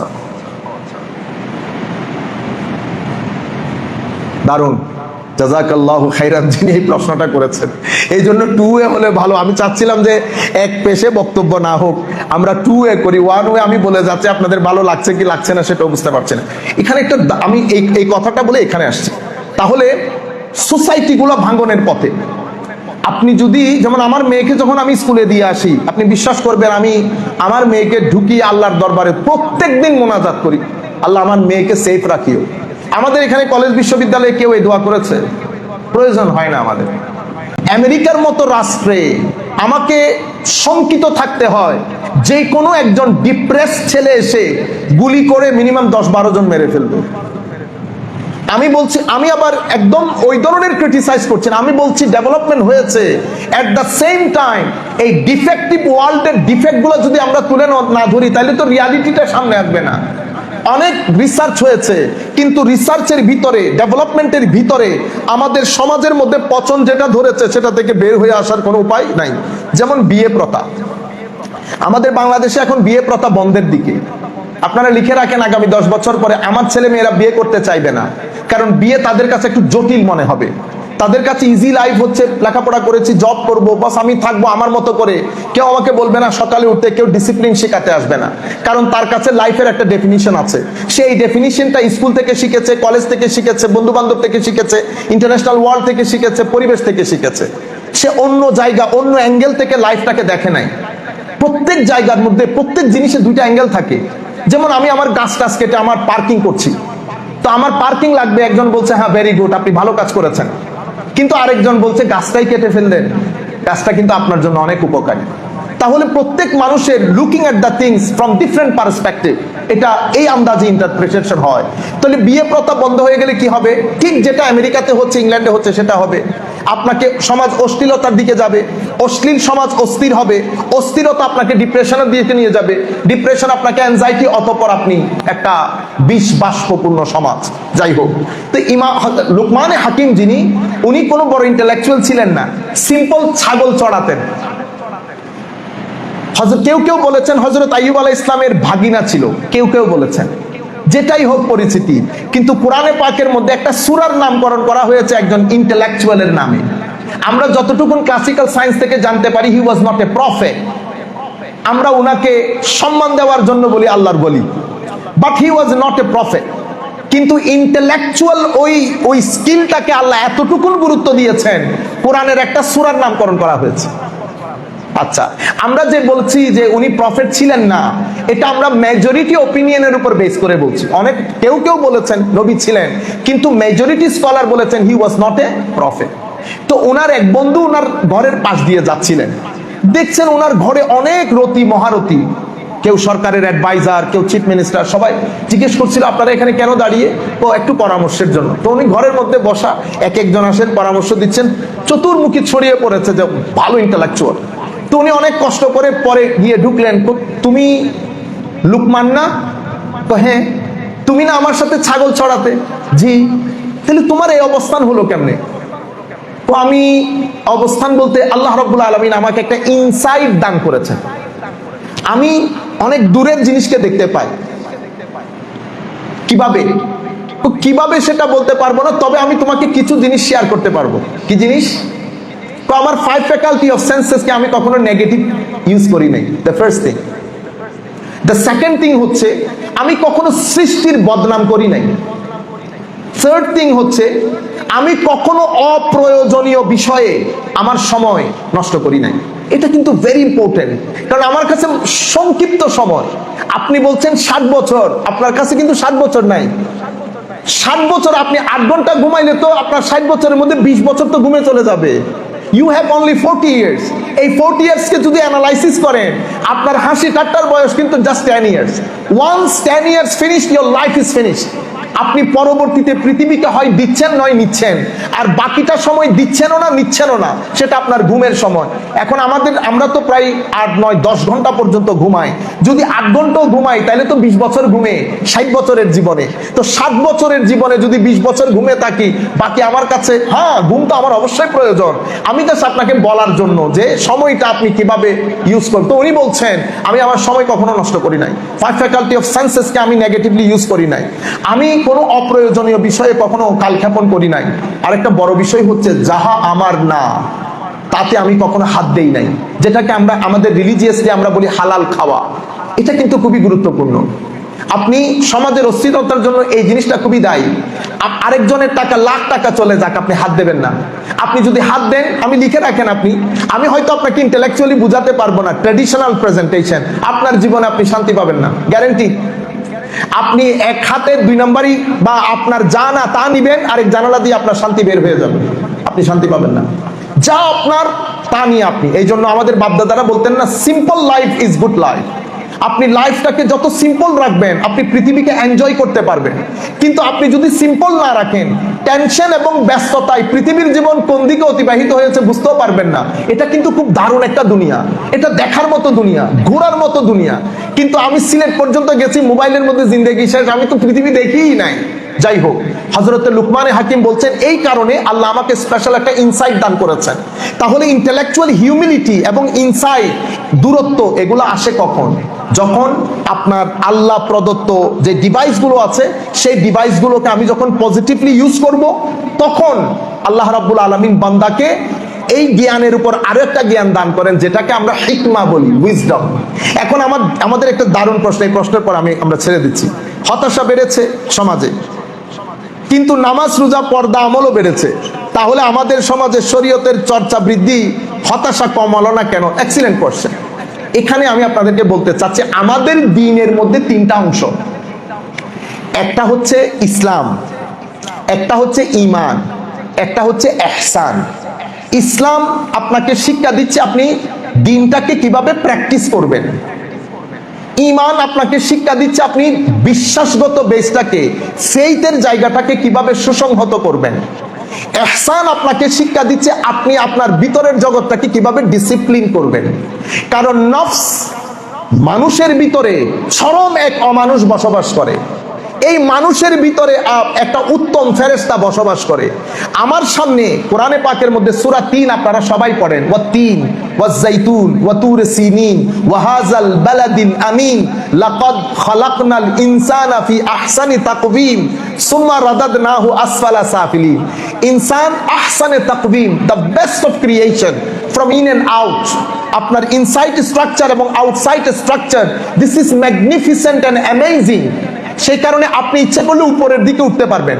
উপরের দিকে উঠতে হলে এটাকে ডিসিপ্লিন করতে হয়। এতক্ষণ পর্যন্ত যেগুলো পড়েছি, আপনি এটা ডিসিপ্লিন মেনটেন না করে যদি শুধু শরীয়ত শিখেন, তা আপনি উপরে উঠতে পারবেন না। কারণ আপনার তো তবিয়তই পরিবর্তন হয় নাই।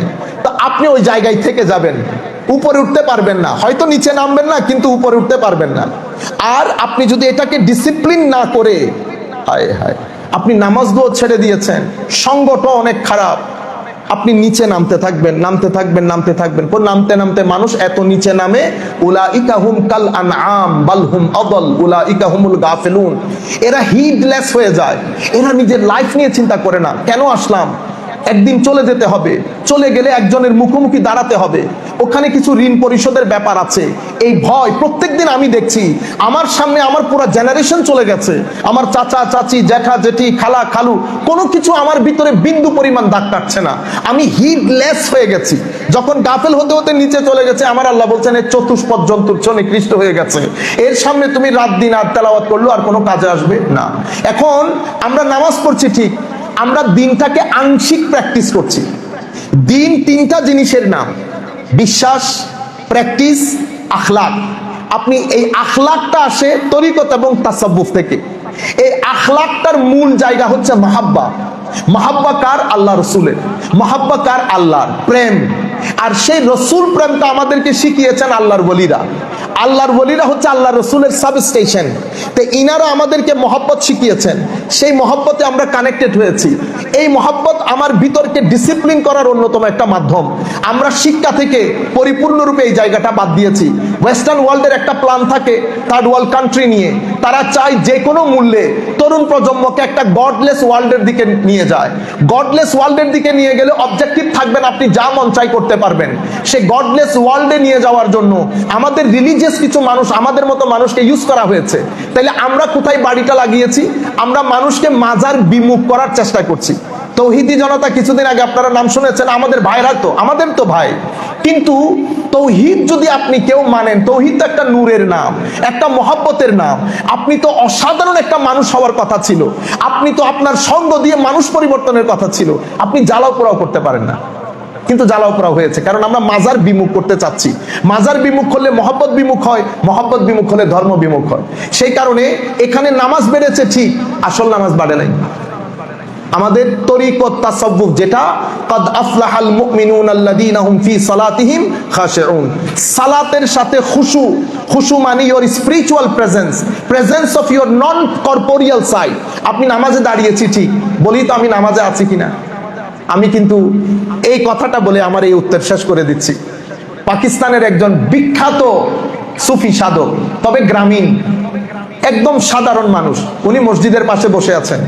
একটা ছেলে খুব দ্রুত গতিতে আসলো, অজু করলো, নামাজ পড়লো, অতঃপর চলে গেল। উনি ডেকে বললেন, বেটা এদিকে আসেন।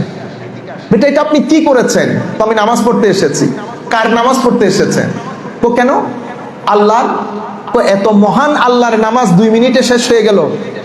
তখন সে চলে যাওয়ার সময় সে বুঝতে পারে না উনি কি বলতে চাচ্ছেন। সে চলে যাওয়ার সময় উনি বলছেন, আমি এটা আপনাদেরকে বলি, পাকিস্তানের একটা ভাষার নাম ডাডিয়াল। ডাডিয়াল ভাষায় বলছেন, উত্তু দুয়ে লত্তা গোড়ে তেরি আন্দর রহি পলিতি দুনিয়া দারা রব দে নালবি 420 তু কিতি।